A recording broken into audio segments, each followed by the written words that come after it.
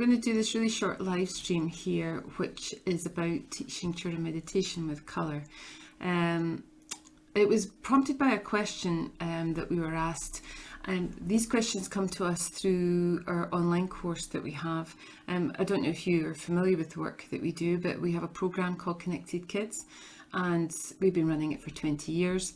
We have an online version of this, which I have to say I designed it for people like me who don't normally like or finish online courses, so we make it really interactive. And one of the things that happens on this course is that people can ask us questions as they're going along, and we get an email and we can respond to that. And one of the questions that somebody had was about using colour to teach meditation and what the colour meant. So there's two aspects to that question, because the person who was doing the course is actually looking at something called mandalas. And mandalas are a symmetrical shape. They're often used in different types of meditation practices and the creation of a mandala, never mind the colouring in. But the reason we like them at Connected Kids is because they have a really nice effect, a very soothing effect, and the mindful activity is the actual colouring in of the mandala. You may be familiar with colouring in yourself because of the art colouring in books for adults. They're kind of similar, except they don't have that symmetrical shape.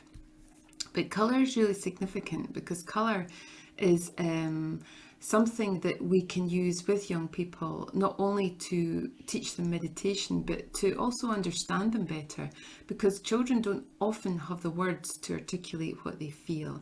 And adults assume this. Adults tend to think that children know how to say exactly what they're feeling when they're feeling it. And some of you may have come across this with, for example, a young person saying they've got a sore tummy.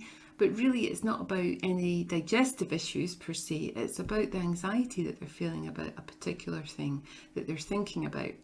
So colour's a lovely way for them to articulate what's going on for them. And the way that at Connected Kids we, I suppose, interpret that is by looking at the colours that they're choosing, and then because of our background and the work we do with energy and the chakra system, we understand that different colours have a link to different energy centres.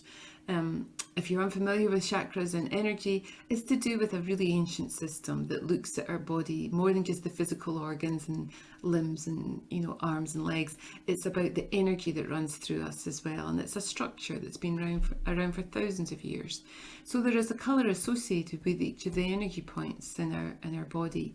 And so when a young person is colouring in something like a mandala or something, and maybe they're consistently choosing that colour, then there is potentially a significance for them that colour means something for them. It doesn't mean that they're cognitively choosing that colour. It's not that they're going, aha, I'm choosing this because this is a whatever chakra. It's because it's important to them, that's why. And their energy is helping them select that colour because it's to bring healing and balance. Because ultimately that's what we want meditation to do for us, to bring us into balance. So the mindful activity of colouring in is them communicating to us the colours that their energy needs in that moment that's important to them.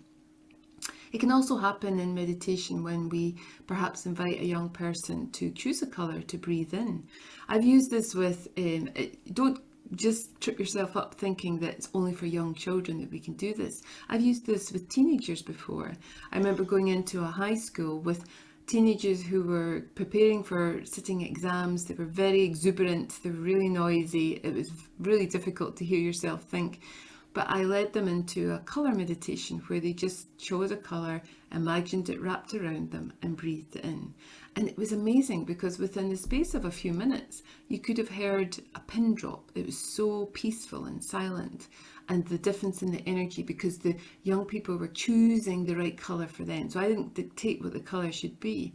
I let them choose the colour, and then they surrounded themselves and breathed it in. So colour can be a really good tool to help us understand young people, to help us link into what their energy is communicating. And it's a really key part of what we teach at Connected Kids. It's really important.